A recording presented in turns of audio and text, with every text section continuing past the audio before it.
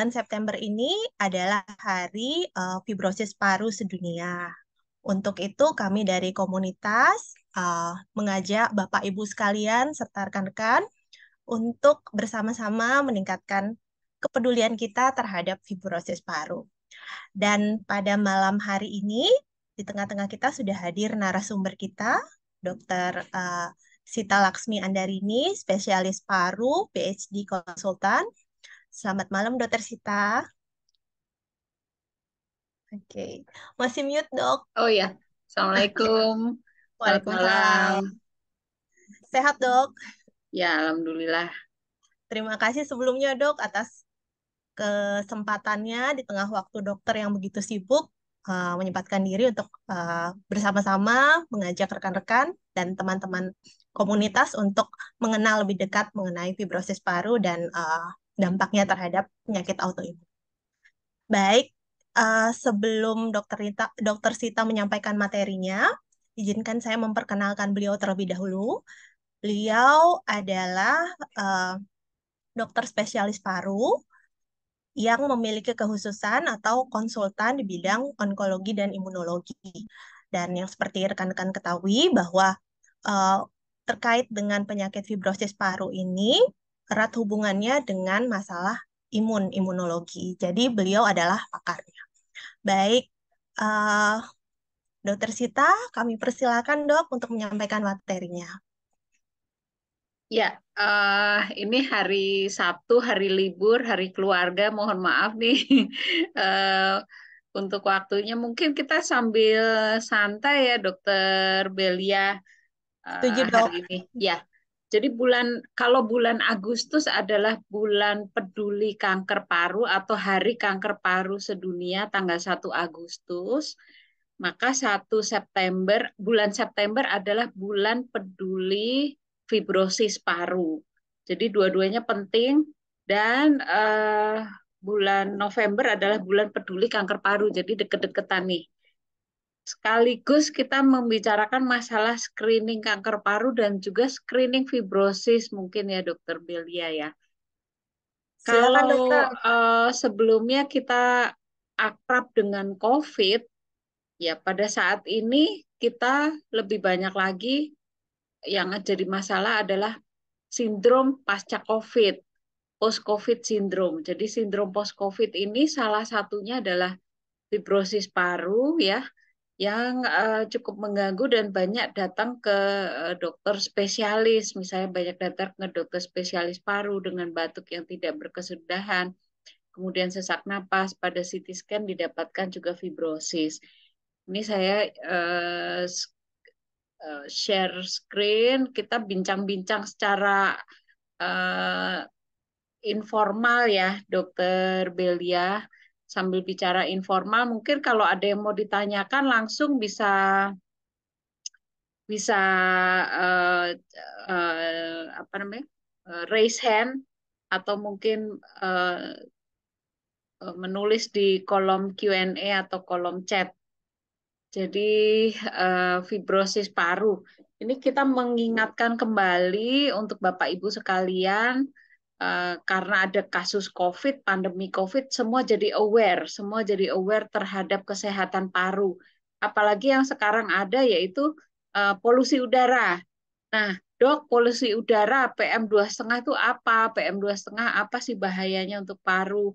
Bagaimana efeknya itu yang sering kali ditanyakan. Atau kalau soal rokok memang sudah sering ya. Yang sekarang lebih ngetren lagi adalah eh, elektrik sigaret. E-sigaret itu apakah berbahaya untuk kesehatan? Jadi banyak topik-topik yang kita bisa bicarakan nanti di lain waktu. Untuk sekarang masalah fibrosis paru. Ini Dokter Belia, jadi secara eh, untuk mengingatkan kembali ya Bapak-bapak, Ibu-ibu, kita lihat di sini ini paru yang sehat kanan dan kiri. Ini kita lihat bentuknya seperti ini, putih ya, bernapas untuk bernapas dan untuk fungsi utamanya adalah pertukaran oksigen dan karbon dioksida. Oksigen diperlukan tubuh untuk berbagai proses metabolisme di dalam tubuh, menghasilkan energi ya, dan udara dari saluran napas besar dari trakea, bronkus, bronkiolus sampai ke seluruh tubuh. Ini yang lebih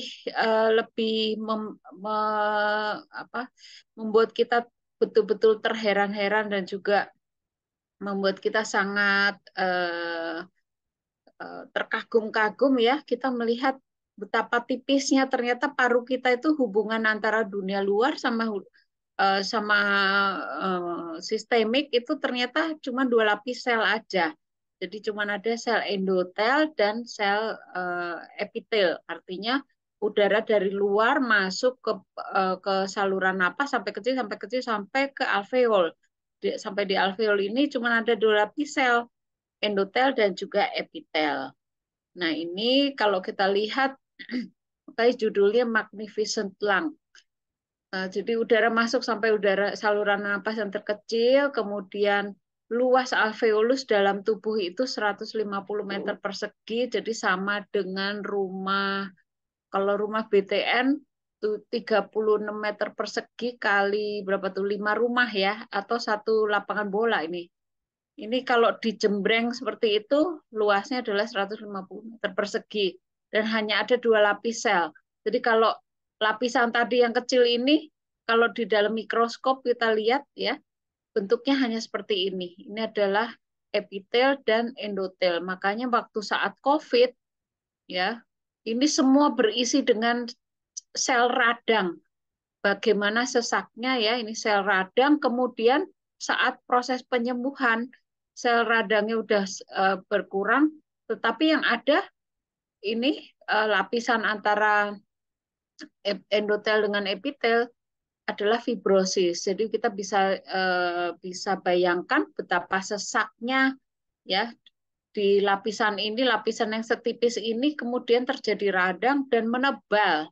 Menebal sehingga oksigen tidak bisa masuk, CO2 tidak bisa keluar. Jadi CO2 ada di dalam tubuh kita ya banyak, kemudian oksigen juga tidak bisa masuk sehingga saturasi oksigennya rendah. Jadi kalau dulu waktu COVID orang udah itu aware banget, hampir setiap orang ya punya saturasi oksigen. Jadi betapa aware-nya sebetulnya itu hal yang sangat baik untuk bagaimana menjaga paru kita. Apakah fibrosis paru? Fibrosis paru adalah skar pada paru. Analoginya kalau kulit terkena luka bakar, maka akan meninggalkan bekas pada kulit, tapi bekas luka ini ada di paru. Jadi seperti itu. Fibrosis paru akan menghalangi fungsi paru sehingga menyebabkan sesak napas. Seringkali analogi untuk pasien, untuk awam, kita sangat mudah kalau misalnya paru yang normal, yang bentuknya seperti ini berupa bentuknya seperti spons. Kalau spons cuci ada yang warna kuning dan ada yang warnanya hijau, maka yang kuning ini adalah spons paru yang normal. Spons yang normal yang bagian supaya napas bisa lega.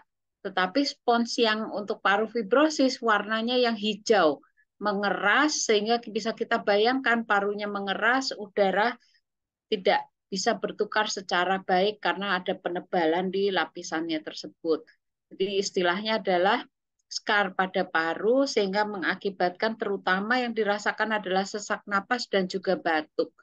Ini paru yang normal seperti ini, gambaran di dalamnya tipis yang 150 meter persegi ini tadi alveolnya ya, tipis, rapi sehingga udara bisa tukeran di sini. Oksigen dan karbon dioksida bisa bertukar. Tetapi pada paru yang fibrosis kita bisa lihat, jadi ini kalau sabut cuci tadi yang warnanya kuning, ini adalah sabut cuci yang warnanya hijau, sehingga sangat sulit, stiff ya, sangat kaku, rigid, menebal.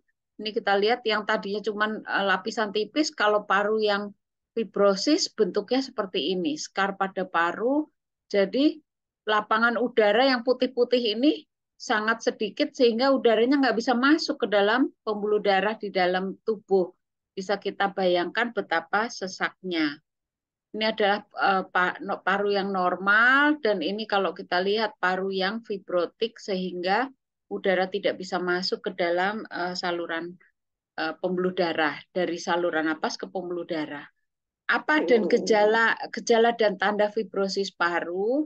Sesak napas, batuk kering, berat badannya turun. Tentu saja berat badan turun karena sesak napas dan batuk-batuk terus. Kemudian ada bengkak pada jari. Jadi ini jarinya istilahnya namanya jari tabuh atau clubbing finger. Clubbing finger ini tidak hanya pada fibrosis paru, penderita yang memiliki misalnya keganasan atau penderita yang memiliki hipoksemia kronik biasanya memiliki clubbing finger. Jadi clubbing finger itu kita seperti ini ya, kita lihat biasanya sudutnya masih ada bolongnya nih di tengah nih. Nah, ini masih kelihatan rongganya. Pada yang clubbing finger ini tidak terlihat rongganya. Jadi istilahnya seperti ini adalah namanya jari tabuh atau clubbing finger. Ini adalah salah satu tanda dan gejala dari fibrosis paru. Bagaimana deteksi dininya? Yaitu satu, pertama kalau ada riwayat keluarga fibrosis paru. Kemudian riwayat autoimun, misalnya bagaimana tanda dan gejala autoimun? Yang pertama kita lihat kalau yang paling sering autoimun paling sering adalah contohnya lupus. Ya, lupus ataupun misalnya ada systemic sclerosis ya. Yang paling sering adalah lupus pada autoimun. Autoimun contohnya misalnya kulitnya sering merah ya, di pipi, merah kanan kiri, kemudian nyeri pada sendi kanan kiri, kemudian rambut rontok, kemudian tiba-tiba sendinya bengkak, satu ke sendi bengkak, nanti pindah lagi, bengkak lagi di tempat yang lain. Atau misalnya sesak napas, atau banyak gejala autoimun yang kadang-kadang juga gejalanya tersembunyi. Tersembunyi misalnya rambut rontok atau turun berat badan ya. Turun berat badan itu kita harus melihat yang pertama ada diabetes atau tidak, yang kedua gangguan tiroid misalnya, atau yang ketiga eh, kanker yang paling sering autoimun ataupun penyakit lainnya. Kemudian ada riwayat pekerjaan yang menyebabkan terjadinya fibrosis paru. Contohnya adalah pekerjaan yang berhubungan dengan bahan kimia, misalnya apa bekerja yang dengan lingkungan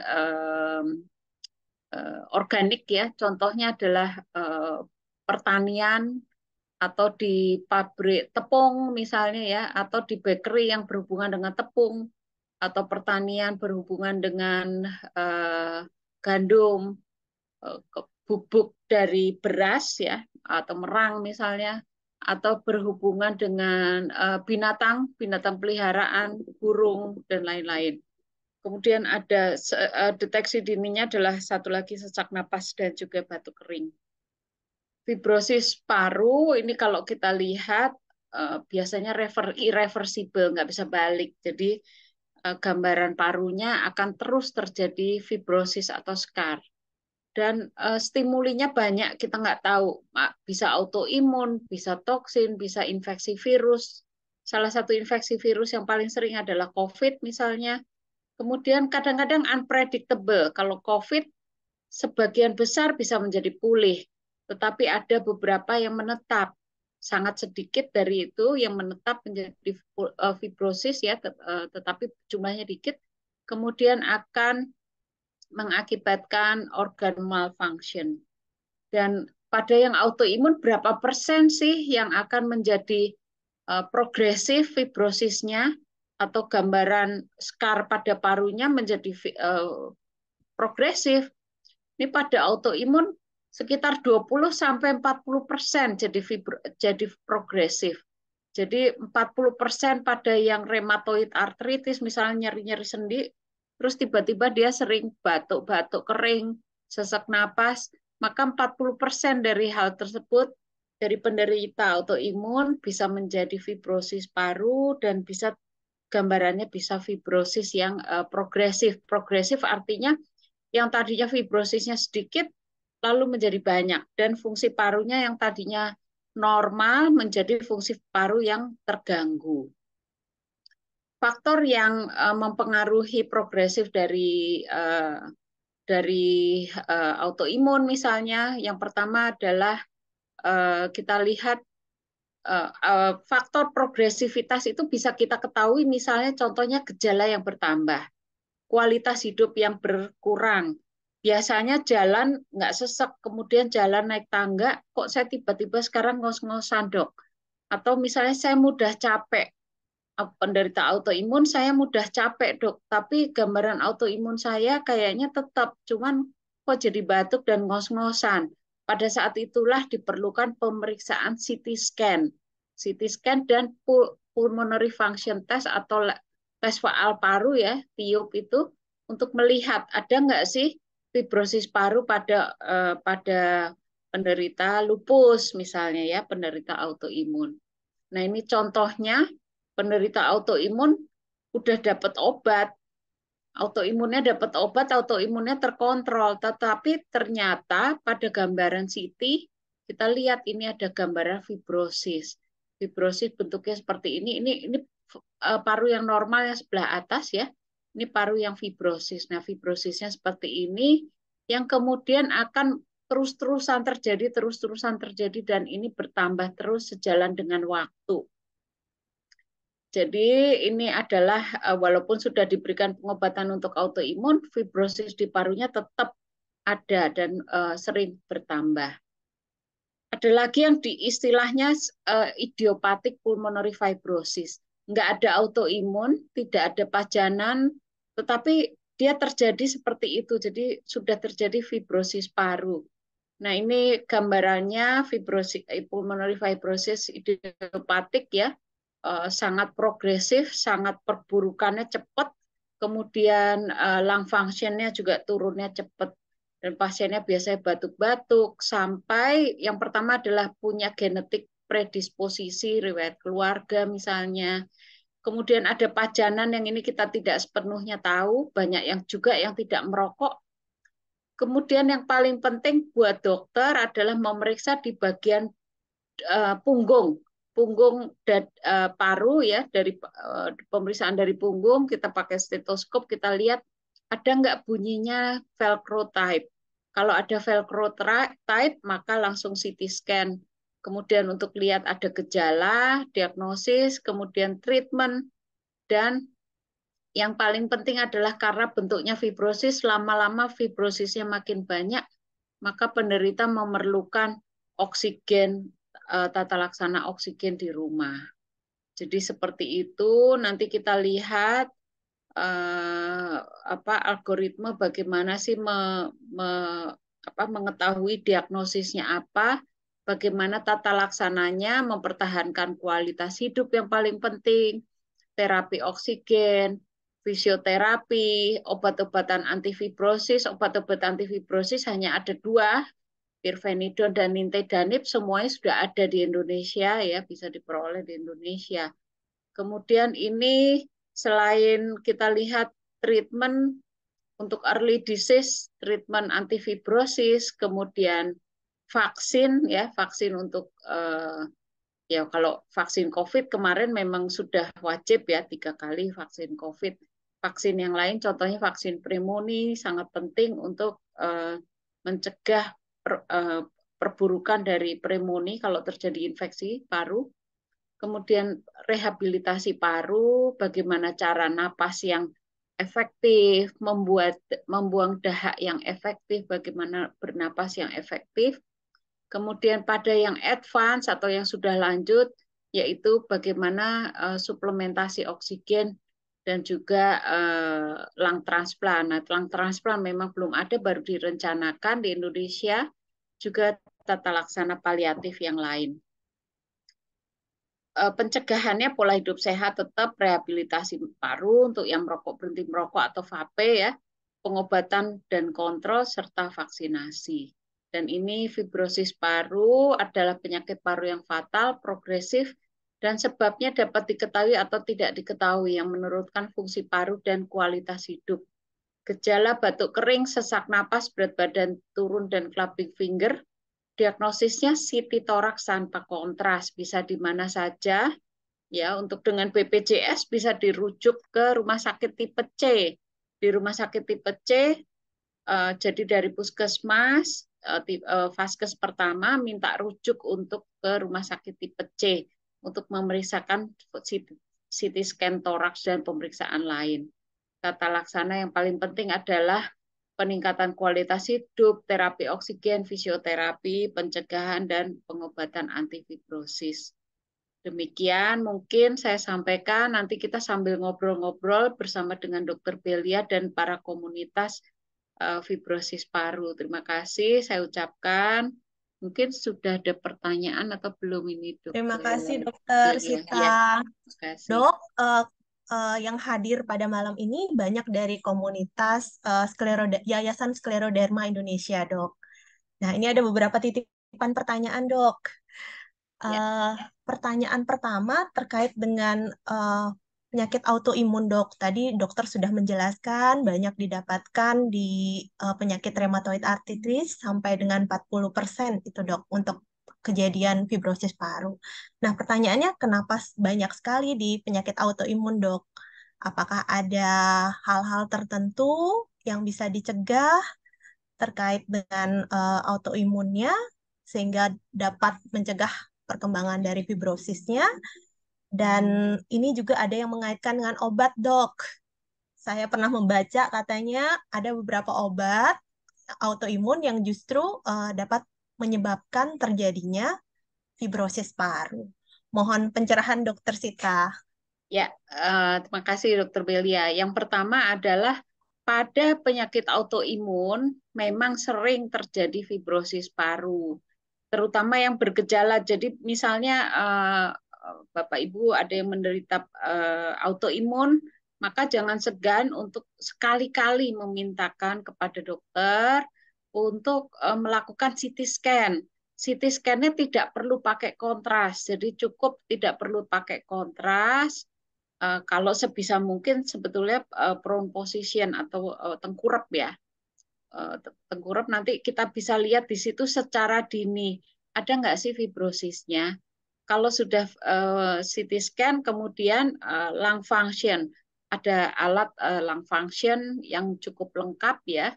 Bisa dilakukan ada di Rumah Sakit Umum Pusat Persahabatan atau di beberapa rumah sakit swasta di MRCC juga ada untuk CT scan sekaligus di LCO. Di LCO untuk mengetahui ada nggak gangguan difusi pertukaran oksigen dengan karbon dioksida di pemeriksaan itu. Mengapa pada penderita autoimun sering terjadi fibrosis? Yang pertama, paru kita sendiri juga banyak jaringan kolagennya. Dan di situ jaringan kolagen serta penyakit-penyakit autoimun kan ada jejas yang terus-menerus. Jejasnya atau insult kita tidak tahu dari mana ya, termasuk di dalam paru. Jadi ada proses peradangan yang terus-menerus yang tidak diketahui sebabnya, termasuk akan menyerang di paru. Nah, dengan kondisi demikian, maka paru juga menjadi salah satu organ target dari autoimun tersebut. Dan Dokter Belia, walaupun sudah mengkonsumsi obat-obatan autoimun, fibrosis parunya ini akan terus terjadi. Jadi 40% dari penderita autoimun, fibrosis paru akan terus terjadi dan bersifat progresif. Artinya penurunan lung function-nya akan terus-menerus dan tidak bisa dicegah dengan hanya pengobatan autoimunnya saja. Jadi harus memakai obat-obatan antifibrosis. Baik, Yang Dokter. kedua apa tadi ya pertanyaannya?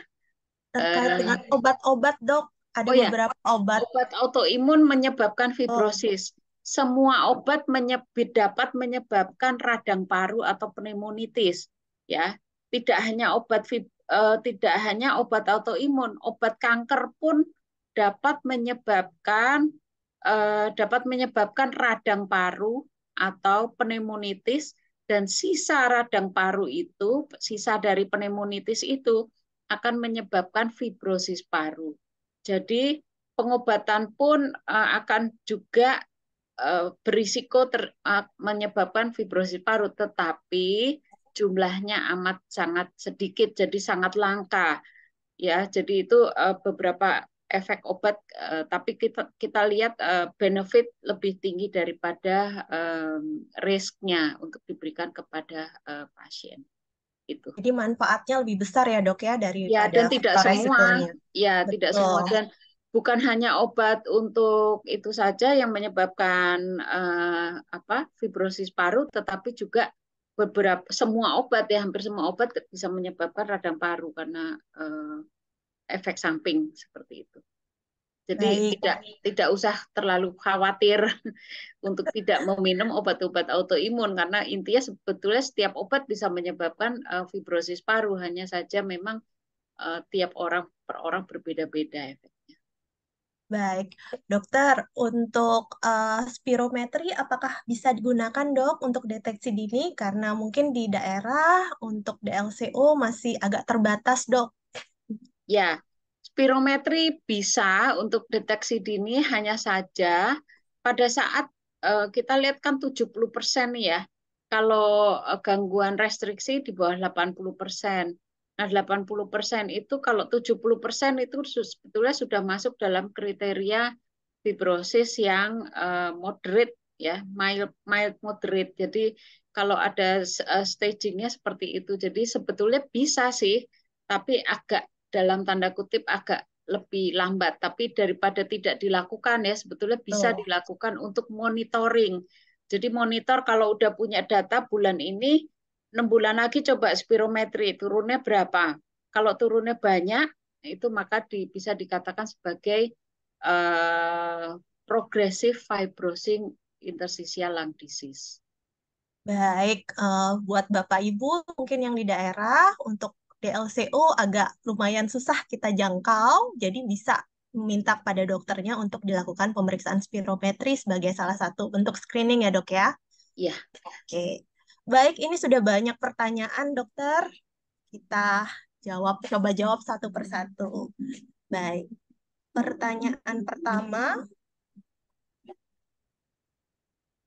Oke.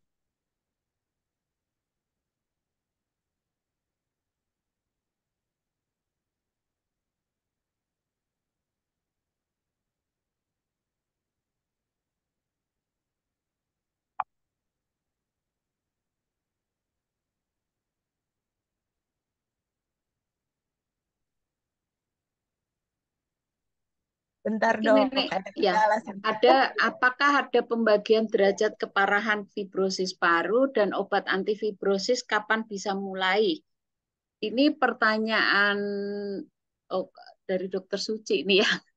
Pembagian derajat keparahan fibrosis paru, kalau dari IPF memang di 50% dan juga 70%.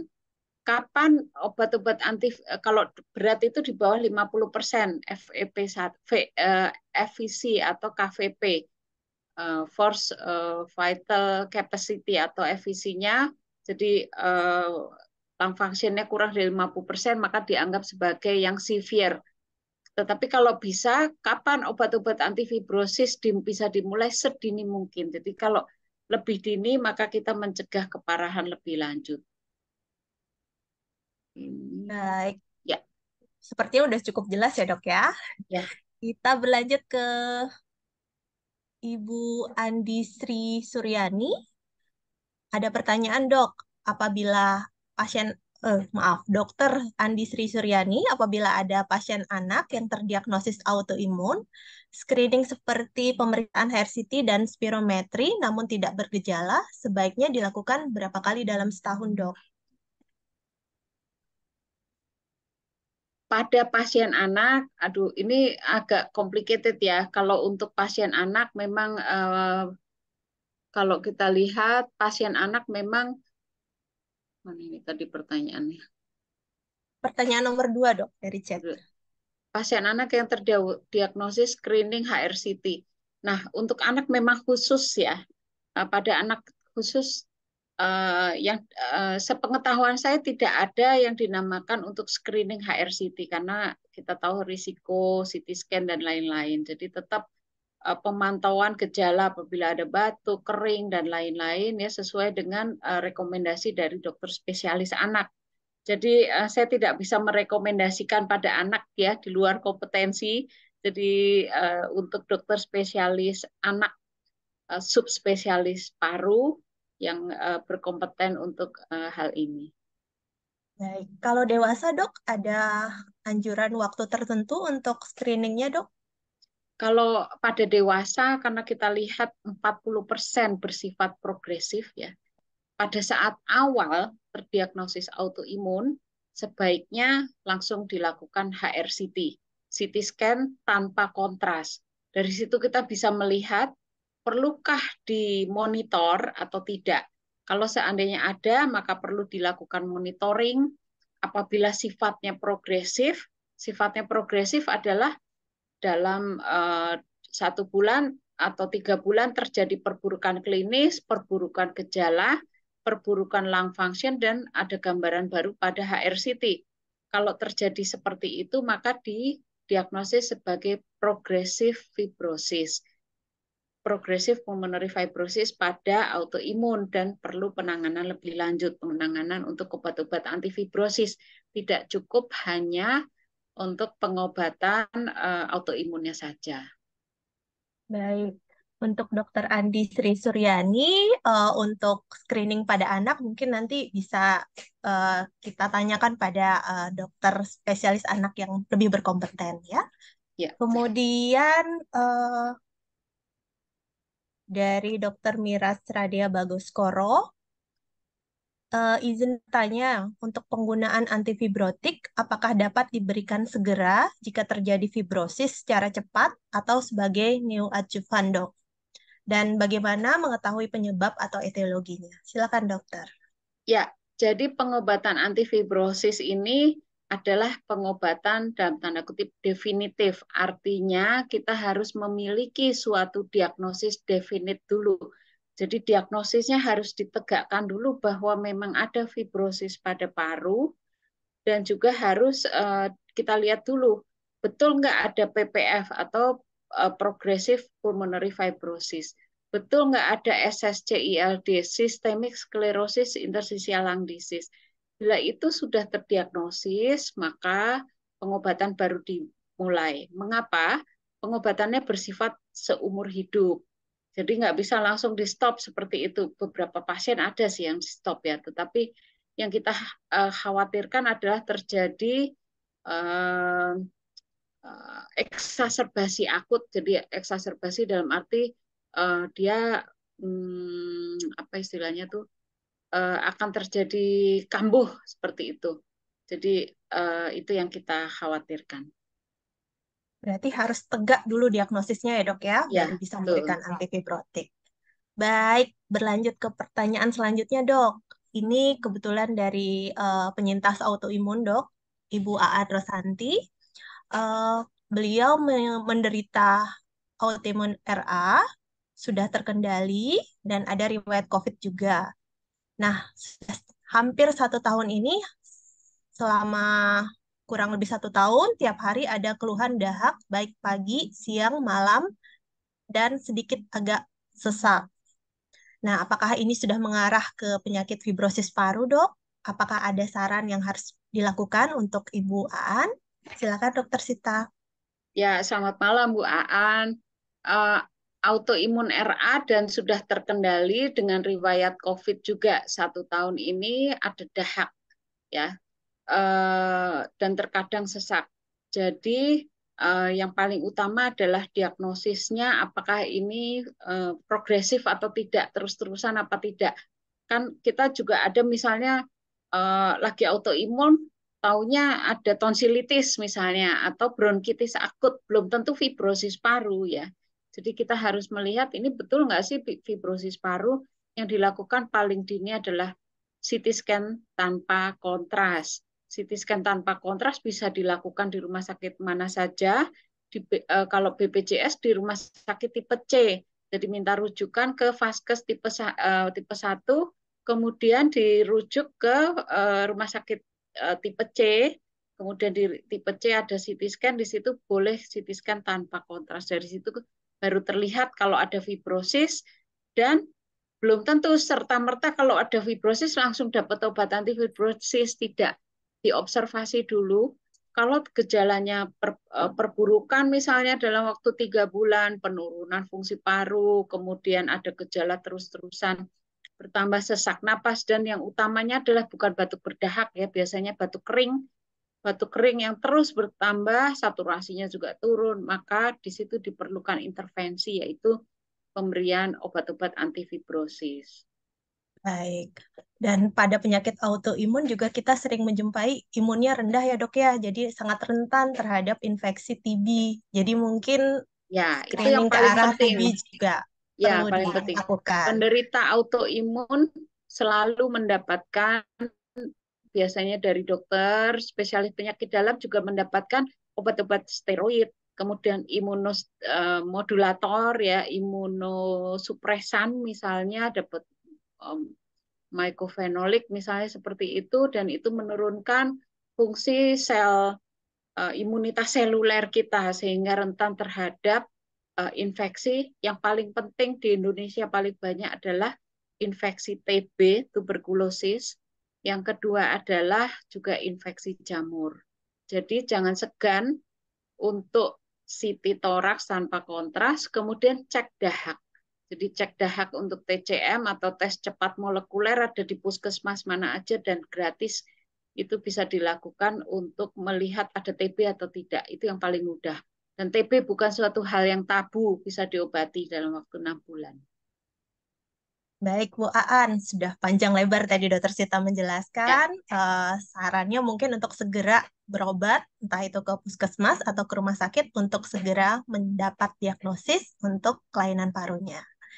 Baik, lanjut lagi ya dok ya. Ini ya. peserta pada malam hari ini lumayan rame nih dok, jadi banyak pertanyaan. Pertanyaan selanjutnya dari Dokter Ruki Hartawan. Ingin menanyakan dok, yang pertama pada pasien IVF selain fibrosis pada IVF selain fibrosis perbedaan dengan autoimun fibrosis. Oh, mungkin maksudnya apakah ada perbedaan IVF dengan autoimun yang disebabkan fibrosis yang terjadi karena autoimun dok? Ya, terima kasih Dokter Ruki sudah menyempatkan waktunya pada malam hari ini. Dan pada IPF ada dua memang, ya, kalau kita lihat fibrosis paru, IPF, kemudian progressive pulmonary fibrosis, yang salah satunya disebabkan oleh autoimun. Jadi penyakit autoimun menyebabkan fibrosis paru. Apa bedanya IPF dengan fibrosis pada autoimun? Pada IPF, penurunan fungsi parunya pada 1 tahun itu penurunan fungsi parunya bisa mencapai 280 ml. Jadi kalau kapasitas paru kita 2.800 misalnya normalnya, pada IPF itu setiap tahun turun 10%. 10% itu bukan suatu hal kecil, cuma 10%. 10% itu bisa membuat sesak, dan itu terjadinya progresif terus-terusan ya. Tapi pada penderita autoimun yang terjadi fibrosis, nggak semua orang autoimun menjadi fibrosis paru, tidak. Pada penderita autoimun yang 40% menderita progressive pulmonary fibrosis, yang fibrosisnya progresif, itu penurunan lung function-nya tidak sebesar pada IPF. Jadi ada sekitar 180 ml per tahun. Tidak sedrastis IPF. Jadi seperti itu. Apa bedanya? Bedanya pada IPF sebabnya nggak ketahuan. Sebabnya apa? Tidak tahu. Usianya jauh lebih tua. Usianya di atas 60-70 tahun. Sedangkan pada autoimun biasanya masih lebih muda. Dan pengalaman pada yang autoimun fibrosis jauh lebih baik karena bisa di reverse, artinya fibrosisnya bisa jauh diperbaiki dengan obat-obatan antifibrosis. Ini sekaligus pertanyaan kedua ketiga ya Dokter Belia. Ya dok, Berapa lama untuk terapi fibrosis pada IPF dan evaluasi CT toraks berapa lama? Terapi antifibrosis pada IPF seumur hidup. Dan bagaimana evaluasi CT? CT scan biasanya CT tanpa toraks biasanya dilakukan setiap 6 bulan. Lung function juga demikian setiap 6 bulan. Kemudian apakah terapi steroid dosis tinggi dapat memperbaiki fibrosis? Tidak. Jadi diberikan steroid, tadi kita lihat slide-nya ya, udah penyakit autoimun dapat steroid, bisa nggak sih fibrosisnya hilang? Tidak. Udah dikasih obat-obatan, tetap aja terjadi fibrosis. Jadi tetap harus diberikan antifibrotik. Itu. Baik, Dok. Ini pertanyaannya berkaitan juga dengan pertanyaan dari guru saya, Dok, Dokter Sardikin. Terus saya Adakah peran juga, oh, iya, Dok. kabar dok? Ya dok.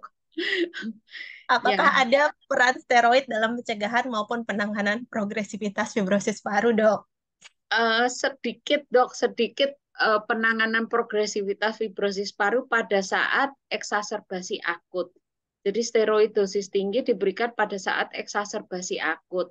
Tetapi untuk mencegah fibrosis dan juga penanganan progresivitas fibrosis paru pada autoimun tidak banyak membantu dok. Jadi pasien yang autoimun yang mendapatkan PPF atau progressive pulmonary fibrosis itu pakai steroid pun fibrosisnya tetap terjadi. Jadi tetap membutuhkan pengobatan antifibrotik. Baik. Semoga menjawab ya, Dokter Sadrikin. Ya. Sehat selalu, Dok. Kemudian, Dok, ada oh, ini dari Dokter Ruki juga. Satu pertanyaan lagi, Dok. Apakah pasien kanker paru yang metastase tulang belakang dalam pengobatan radiasi bisa terjadi fibrosis atau pneumonitis? Apakah ada pencegahannya, Dok? Ya, Jadi dapat oh ya, metastasis tulang belakang ataupun apapun ya, misalnya banyak sekali penderita dengan kanker yang mengenai dekat dengan dinding dada, misalnya pengobatan untuk kanker paru yang harus diradiasi, atau pengobatan kanker payudara yang harus diradiasi, atau pengobatan kanker penyebaran ke tulang belakang yang harus diradiasi, efek sampingnya yang tidak bisa dihindari adalah fibrosis paru. Nah, fibrosis paru memang agak sulit untuk dihindari dan bisa terjadi kapan saja. Radiasinya udah stop 3 bulan lalu, tetapi batuk-batuknya baru mulai, dan itu sering terjadi. Kemudian bentuknya khas, terjadi bronkiektasis, seperti itu. Jadi bisa saja terjadi di waktu yang kita sebulan, ya akut atau kronik, jadi bisa terjadi kapan saja. Bagaimana pencegahannya? Pencegahannya memang agak sulit. Jadi salah satu pencegahan adalah sistem radiasi yang sudah canggih sekarang, contohnya dengan LINEC, atau misalnya selain LINEC, contohnya dengan apa ya, tadi selain dengan LINEC, dengan IMRT misalnya, dengan radiasi yang betul-betul memberikan memberikan untuk langsung ke proteksi ya, proteksi di dalam paru, proteksi untuk tempat radiasinya dihitung secara betul. Jadi memang agak sulit. Apa boleh minum ini dok, minum susu? Kadang pasien suka tanya untuk mengurangi fibrosis. Atau saya minum susu untuk menetralkan rokok? Tidak bisa. Jadi seperti itu, Dokter Belia. baik, Dokter. Lanjut ke pertanyaan berikutnya, Dok, dari Dokter Dian Utami, Dok. Ya, Dok, untuk nintedanib, apakah ada alternatif yang lain, Dok? Karena pasiennya tidak mampu untuk membeli dan pernah diberikan selama 1 bulan dan efeknya cukup bermakna, Dok. nah ini dia. Memang sayangnya satu, tidak ada penggantinya ya untuk yang kalau IPF ada 2 pilihan, nintedanib dan pirfenidon. Tetapi untuk autoimun atau PPF, progressive pulmonary fibrosis, hanya ada nintedanib. Nintedanib dan 2 obat antifibrosis tidak di cover BPJS. Ini yang agak sulit. Dua-duanya mahal. Jadi mudah-mudahan bisa tercover BPJS untuk karena ini kan sebetulnya semuanya penyakit ini langka ya, IPF juga langka, PPF juga cukup langka ya. ya mudah-mudahan bisa tercover BPJS sehingga semua bisa mendapatkan pengobatan yang sesuai standar. Jadi seperti itu. Baik, Dok. Mungkin nanti kalau ada ini, Dok, ada usulan dari kemarin sempat berbincang dengan teman-teman komunitas, mereka ada pengalaman untuk di autoimun, penyakit SLE waktu itu ada untuk pengajuan pengobatan, Dok, agar didukung sistem jaminan kesehatan, mereka hearing ke DPR, Dok. Mungkin nanti bisa bantuan dari Pokja dan beserta rekan-rekan komunitas untuk bantu untuk pengadaan, Dok. Siapa tahu lebih lebih mudah untuk Ya, disediakan. terima kasih Dokter Ya, Delia. Dok. Mungkin nanti kita bersama-sama ya Iya, dengan Dok. komunitas fibrosis paru. Ya, Baik, Dok, kita lanjut ke pertanyaan, lagi ya. Dokter. Iya, Ini dari Pak Prabu, Dok. Eh, ya.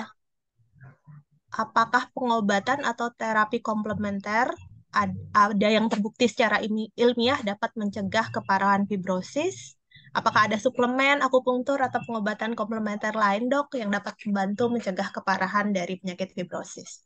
Ya, mungkin nanti kita bisa ada sesi lagi dengan Mas Prabu ya, mendengarkan cerita Mas Prabu lebih banyak. Dan kalau kita lihat pengobatan atau terapi komplementer tidak ada yang untuk terbukti secara ilmiah dapat mencegah keparahan fibrosis. Jadi yang ada bukti untuk studi fase 3 yang ada hanya pirfenidon dan nintedanib, beberapa treatment-treatment lain ya yang secara ilmiah sudah terbukti tetapi belum masuk sampai fase 3 ya. Sudah fase 3 adalah pirfenidon dan juga nintedanib. Jadi ini. Jadi ada beberapa misalnya uh, contohnya adalah stem cell. Dok, bisa nggak stem cell untuk pulmonary fibrosis? Kalau di hewan coba, itu ada penelitiannya dulu juga kita juga mengerjakan. Jadi di hewan coba dilakukan stem cell untuk yang fibrosis, baik intravena ataupun intra di nebu, stem cellnya di nebu. Dan itu secara apa bisa memberikan suatu pembaruan di dalam sel-sel di dalam paru. Tetapi tentu saja eh, untuk manusia ya belum ada uji coba klinis fase 3. Jadi baru dalam tahap eh, kasus by kasus dan itu juga belum ada secara penelitian lebih besarnya apakah lebih baik atau tidak dibandingkan dengan yang diberikan antifibrosis saja. Jadi seperti itu Mas Prabu. Baik, Semoga Pak sehat Prabu. terus ya Mas Prabu. Amin. Jadi sampai dengan saat ini belum ada terapi komplementer yang terbukti secara ilmiah. Stem cell saat ini hanya sampai fase 2 ya, Dok ya. Jadi belum digunakan dicoba secara luas pada manusia, baru sampai ke hewan coba. Semoga Di membantu Pak manusia Prabu. ada tapi case Oh, by case. oh, maaf. Ya, untuk Ini stem masih cell case terbatas ya, by Dok ya. case. Ya, jadi itu. Baik, semoga menjawab Pak Prabu. Kita lanjutkan ke dari Dokter Sinta, Dok. Selamat malam, Dok. Pada pasien dengan skleroderma yang belum mendapatkan terapi antifibrotik, apakah ada tips untuk mencegah perburukannya, Dok? Dan seberapa efektif fisioterapi paru, dokter? Ya, ini yang sulit ya karena aksesabilitas dari pengobatan antifibrotik memang terbatas karena obatnya mahal, belum tercover oleh BPJS, sehingga banyak sekali yang tidak bisa memperoleh obat-obat tersebut. Dan apa tips untuk mencegah perburukan? Yang pertama tetap pencegahan infeksi, yaitu vaksinasi, terapi oksigen, rehabilitasi paru, tata cara napas yang baik, kemudian kebugaran misalnya fitness ya, bukan fitness dalam arti senam seperti itu, ya tetap melakukan kegiatan aktivitas, misalnya berjalan rutin, jalan ringan, untuk apa, ini kan kebugaran dari paru juga. Jadi seperti itu. dan seberapa efektif fisioterapi pada paru atau rehabilitasi paru, eh, pengobatan yang memiliki istilahnya apa ya, memiliki bukti yang betul efektif adalah yang pertama terapi oksigen, yang kedua adalah pulmonary rehabilitation, rehabilitasi paru, jadi cara napas yang baik supaya tidak sesek, kemudian cara batuk yang efektif, membuang dahak yang efektif, dan juga pemberian terapi antifibrotik. Tiga itu adalah suatu hal yang berbukti evidence based yang bisa memperbaiki lung function dari pasien-pasien yang fibrosis. Baik, pertanyaan selanjutnya dok, sepertinya dari pasien dokter nih dok, dari Ibu Sri Suharti. Dokter Sita Pangling, tambah cantik dan segar dok. Amin. Amin. Baik dok, Nah, beliau ingin bertanya dok, pada waktu remaja pernah kena TB dan ada fibrosis paru. Nah, pemeriksaan apa yang harus dilakukan dan setelah berapa tahun kemudian harus dilakukan dan untuk ulangannya setelah berapa tahun sekali dok? Boleh diulang ya, untuk pemeriksaannya. ini penting. Bukan kaitan fibrosis paru, memang pada bekas TB ada fibrosis, oke, tetapi fibrosisnya biasanya tetap tetap hanya fibrosis saja, jadi kayak keloid nih ya.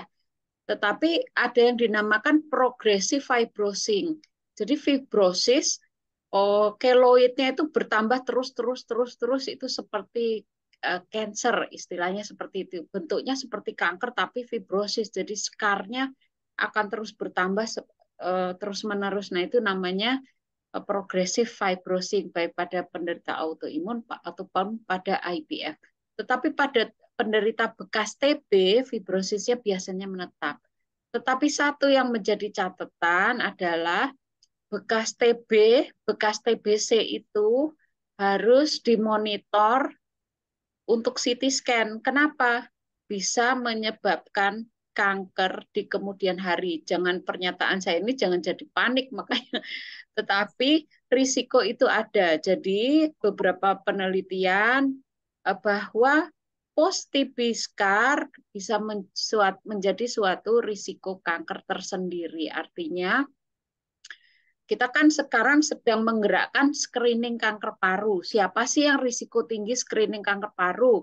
Di atas 45 merokok, kemudian di atas 45 merokok, kemudian riwayat keluarga, riwayat pekerjaan, riwayat penyakit fibrosis paru, dan satu lagi riwayat tuberkulosis. Jadi kalau ada itu, paling nggak sekali untuk CT scan yang low dosis, dosis rendah radiasinya, tanpa kontras untuk melihat ada cancer apa enggak atau ada penyakit yang lain atau enggak. Jadi seperti itu. Kemudian yang bekas COVID juga seperti itu. Karena enggak jarang pada yang bekas COVID kita ketemu kanker paru waktu stadium awal. Jadi pada bekas COVID ya sekali-kali minta CT scan. Kalau bekas COVID itu ada coding ICD-nya, codingnya U09, jadi bisa di coding di BPJS ya. Bisa Baik. masuk kalau misalnya CT scan bisa harusnya bisa dibiayai BPJS dengan gejala di Vaskes Rumah Sakit tipe C. Ini mungkin ini ada Dokter Praseno. Oh iya dok, guru saya juga Eh, dok. ya, ada kaitan Tapi dok, seseorang memiliki bakat keloid, memiliki kecenderungan fibrosis paru. Wah, ini saya belum tahu, Dokter Pras. Jadi, apakah yang memiliki bakat keloid di kulit memiliki bakat fibrosis paru? Ini saya belum tahu, terus terang. Yang memiliki bakat fibrosis, kalau dia memiliki genetik tertentu, contohnya adalah eh, apa mutasi di gen MUC5B misalnya seperti itu atau riwayat keluarga fibrosis. Tapi untuk keloid saya terus terang belum mengetahui. baik dok. Mohon maaf dokter Pras, nanti kita sama-sama cari lagi di literatur mengenai keloid dan fibrosis paru. Baik, selanjutnya dok, dari dokter Nina dok, Ya, apakah pada pasien akibat yang mengalami fibrosis akibat pneumokoniosis, meski sudah di stop kerjaannya, apakah proses fibrosisnya masih berlanjut, Dok? Dan kemudian apakah ada peran antifibrotik pada keadaan tersebut? Silakan Dokter Citra. Ya, ini minggu kemarin kita melakukan apa webinar ya dengan Prof. Agus, fibrosis akibat pneumokoniosis. Dan ini jelas juga dijelaskan oleh beliau bahwa kadang-kadang prosesnya menjadi istilahnya namanya PPF atau Progressive Pulmonary Fibrosing. Dan walaupun di stop masih tetap berlanjut. Jadi itu karena itu perlu monitoring, terutama para pekerja yang berhubungan dengan silika ya, debu silika. Dan apakah ada peran antifibrotik bila masuk di dalam kriteria PPF atau Progressive Fibrosing ILD, maka bisa diberikan antifibrosis. Baik.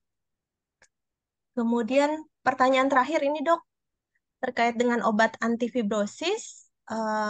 Obat antifibrosis seumur hidup, tapi bila dievaluasi 6 bulan perbaikan yang signifikan, apakah dapat dihentikan terapinya, Dok? Pertanyaan dari Dokter Yesi, Dok.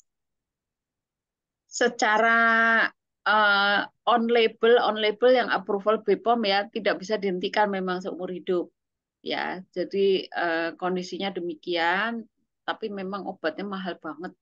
Jadi agak sulit untuk berkata bahwa obatnya bisa dihentikan, tapi ada memang beberapa kasus by kasus ya. Jadi kita lihat kasus per kasus pasien, tetapi secara umum tidak bisa dihentikan untuk pengobatan ini. Jadi penegakan diagnosis sangat penting. Apakah ini masuk IPF atau bukan, masuk PPF dalam kaitan autoimun atau bukan, baru kita mulai treatment. Baik, berarti jika sudah diberikan antifibrosis, akan diberikan terus ya, Dok ya. Yang penting Biasanya ya. Ya, diutamakan diagnosisnya harus jelas dulu di awal agar pemberian antifibrotiknya tepat. Baik, pertanyaan dari Dokter Yesi tadi menutup sesi tanya jawab pada webinar kali ini, Dok. Mungkin Dokter Sita ada pesan-pesan buat penyintas autoimun yang banyak hadir pada malam hari ini untuk mencegah terjadinya fibrosis paru, Dokter. Silakan, Dok. Ya, Bapak-Bapak, Ibu sekalian, terima kasih atas kesediaan waktunya mendengarkan webinar awam ini. Ini adalah webinar awam saya yang pertama dengan komunitas fibrosis paru Indonesia.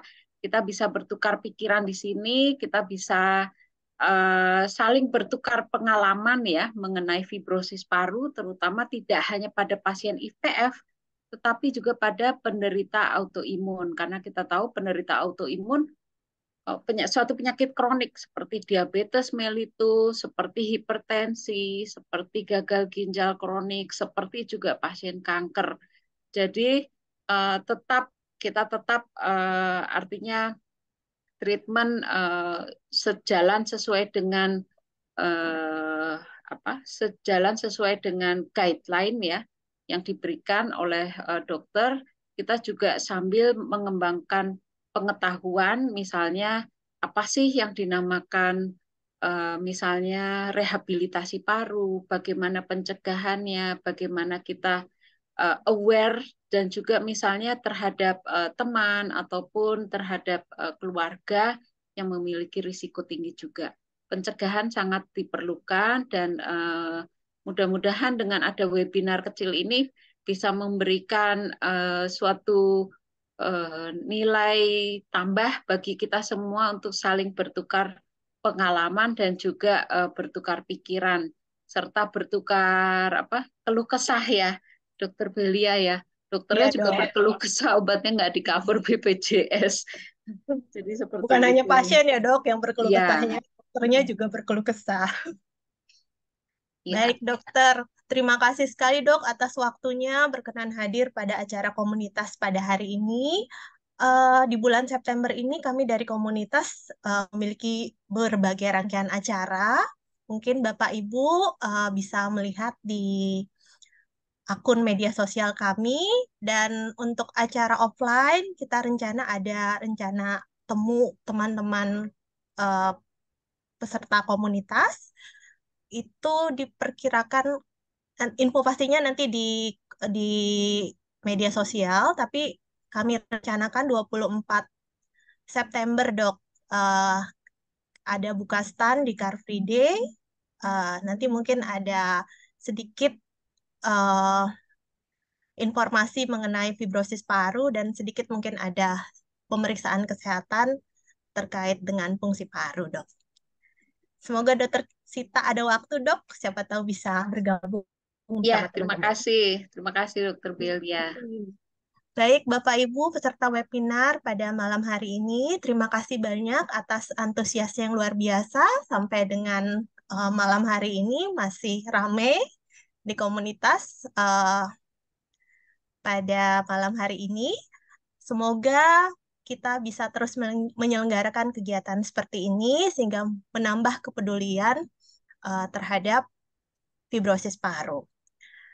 Dan di bulan September ini sekali lagi di komunitas banyak menyelenggarakan kegiatan-kegiatan untuk meningkatkan kepedulian terhadap fibrosis paru. Jadi Bapak dan Ibu harap lebih sering untuk melihat sosial medianya. Baik, terima kasih sekali lagi dokter. Terima kasih rekan-rekan. Saya tutup. Assalamualaikum warahmatullahi wabarakatuh. Selamat malam. Selamat berakhir pekan. Terima Terima kasih. kasih dok. Assalamualaikum warahmatullahi wabarakatuh. Salam sehat. Waalaikumsalam. Tuh, salam sehat.